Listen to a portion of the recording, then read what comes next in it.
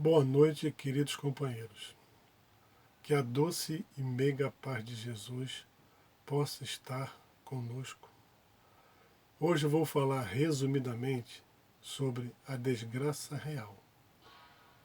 Está no item 24 do capítulo 5, Bem-aventurados os aflitos, do Evangelho segundo o Espiritismo, ditado pelo espírito Delfina de Giardin, Paris, em 1861.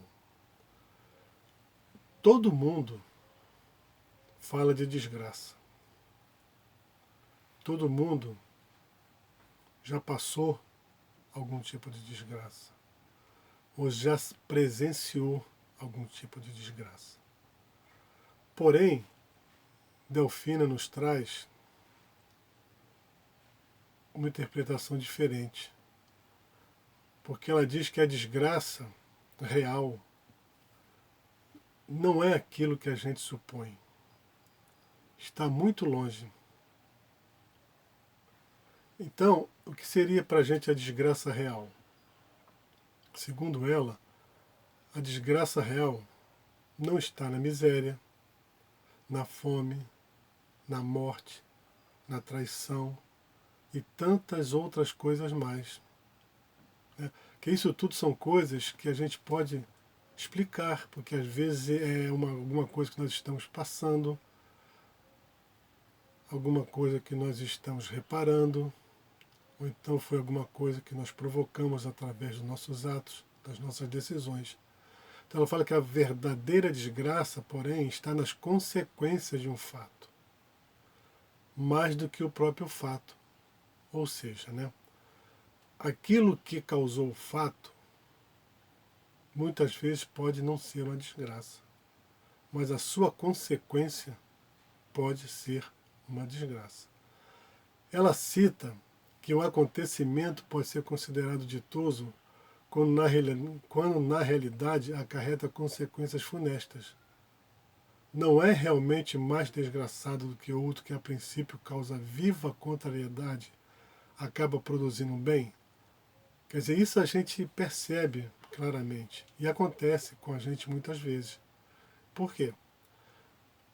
Acontece alguma coisa com a gente e a gente se sente triste, infeliz e até desgraçado, partindo por esta interpretação. Mas na realidade, mais à frente, nós vamos perceber que aquilo que aconteceu não foi um mal, foi um bem. Então a gente passa a entender que certos acontecimentos na nossa vida são necessários. E ela cita um exemplo muito interessante da tempestade, que quando vem aquela tempestade, raios, ventanias, né, chuva forte, provocam alagamentos, e a gente acha o quê? Nossa, que desgraça, que coisa horrível, que infelicidade. Quando na realidade o que a gente pode perceber é que a chuva ela vem para sanear o ar dos miasmas insalubres que estão presentes. Quer dizer, muitas vezes que causariam a morte. Isso a gente não percebe. E na realidade não foi uma desgraça. E ela fala porque nós precisamos entender. Antes de julgar qualquer coisa, precisamos ver as suas consequências, pois o que chamamos de felicidade cessa na vida corporal e encontra sua compensação na vida futura. Muito bem colocado por ela, porque vamos voltar ao exemplo. Uma fome. Vamos pegar a fome, que nós falamos lá atrás, que a gente acha que é uma desgraça real. Pegando a fome com esse parágrafo, né, que ela fala que muitas coisas que a gente acha que é uma infelicidade cessa, tem uma sua compensação na sua vida futura. Se a pessoa passa por um período de fome, ou passa por fome, que é uma fome que não tem explicação, né, assim, a pessoa não consegue manter uma situação, percebe que aquilo é para resgatar, é para aprender, é para evoluir, passa com resignação, essa fome na vida, que ela é encarada como uma desgraça, uma infelicidade, na vida futura que vai ser uma compensação, quer dizer, ela conseguiu passar. Então é importante que a gente entenda e procure assim interpretar, julgar. Né? Antes de julgar, a gente tem que procurar entender o motivo daquela desgraça, se ela é real ou não é. Segundo Delfina, né, é uma coisa muito interessante que ela coloca para a gente, que a infelicidade realmente é a alegria, o prazer, o tumulto, a agitação, a satisfação, a vaidade. E a gente acha que não. Né? São ações que provocam desequilíbrios. E muitas vezes a gente não acha que nós estamos felizes, nós estamos agindo normalmente. Então ela fala que Deus não se engana. Deus é o seguinte, nós temos que nós não fugimos dos nossos destinos. Né? As nossas provas, se nós temos que pagar, temos que resgatar, nós teremos que resgatar. Então muitas coisas que a gente acha que é uma infelicidade, que é uma desgraça, na realidade não é. São coisas que nós estamos resgatando para o nosso próprio bem.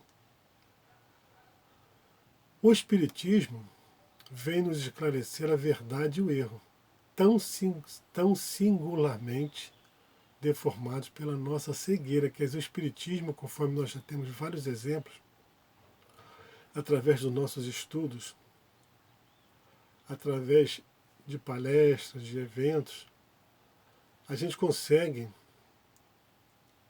assim, separar o que é verdade, o que não é verdade, o que é um erro, o que é um acerto. A gente passa a conhecer a verdade dos fatos. A gente passa a entender, a compreender e fazer de uma desgraça que aconteça na nossa vida uma coisa passageira, uma coisa que realmente, na nossa vida futura, vai nos fazer muito bem. Então, por esse motivo, nós precisamos cada vez mais estudar mesmo, trazer os estudos, trazer o nosso aprendizado para a prática, para o nosso dia a dia. Assim a gente vai perceber que a nossa vida ela está sendo conduzida de uma forma correta. E muitas vezes a gente acha que não. Ela dá um outro exemplo no texto dela que é muito interessante, que é bem simples, de fácil entendimento. Ela cita o exemplo de um soldado, né, que muitas vezes na luta, para lutar, ele prefere lutar, né, ir para o combate, não, e abre mão da paz, que não pode lhe dar glória nem promoção. Ele diz, não, eu não vou ficar aqui, eu vou para a luta. O que importa para ele, para esse soldado, é ele conseguir. Para ele não está se preocupando se ele vai perder a arma, se ele vai perder bagagem, se ele vai perder o uniforme dele. O importante é que ele vai sair vencedor desta batalha. E esse exemplo a gente pode trazer para a gente. Muito legal esse exemplo. Né?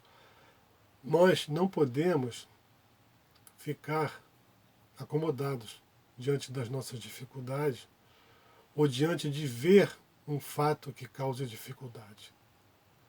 Precisamos sim sair da nossa zona de conforto, lutar com bravura, com resignação, porque o que vai pesar para a gente no futuro é realmente como nós enfrentamos essa batalha. Se a gente enfrenta recuando, se a gente enfrenta lutando. Vamos passar o quê? Materialmente, vamos passar por várias desgraças. Mas espiritualmente, elas não vão ser reais. Elas vão ser para o nosso bem. diante da nossa luta, diante da nossa caminhada, muitas vezes realmente a gente vai provocar desgraças onde nós vamos ter que responder. Mas a maioria delas é como uma batalha. Nós estamos aqui o quê? Aprendendo, resgatando, ensinando, evoluindo. E ela conclui que o mais importante é que tenhamos fé no futuro. Não importa, olha, ela faz a ligação, no último parágrafo dela, ela faz a ligação com o exemplo do soldado. Não importa que temos que deixar no campo de batalha da vida a riqueza e o manto da carne. Quer dizer, não importa, nós temos que batalhar, nós temos que ser persistentes, nós temos que lutar, nós temos que vencer as nossas dificuldades, os nossos desafios, compreender as nossas aflições e os nossos desconfortos. Entender, julgar realmente o que seja para a gente as nossas desgraças. E ela conclui que, contanto que tenhamos cumprido o nosso propósito, e assim temos conquistado mais um passo na nossa escala evolutiva. Ou seja, precisamos manter firme o nosso propósito. O que ficou bem claro, assim para mim, é que precisamos, através de um fato, procurar entender e observar a sua consequência. Se realmente ele for danoso, né, vai ter um certo tipo de conceito. Se não for danoso, se for um bem para a gente, um acontecimento que realmente era necessário, precisávamos passar, precisávamos observar, precisávamos estar presente, vai ter um outro tipo de conceito. Então, que nós possamos identificar, através deste estudo, a nossa desgraça real. Uma coisa tão necessária em nossa vida. Eram essas as minhas colocações para esse tema. Um grande abraço a todos, saudoso. Cuidem-se, por favor. Prevenção, fé e transformação. Abraços.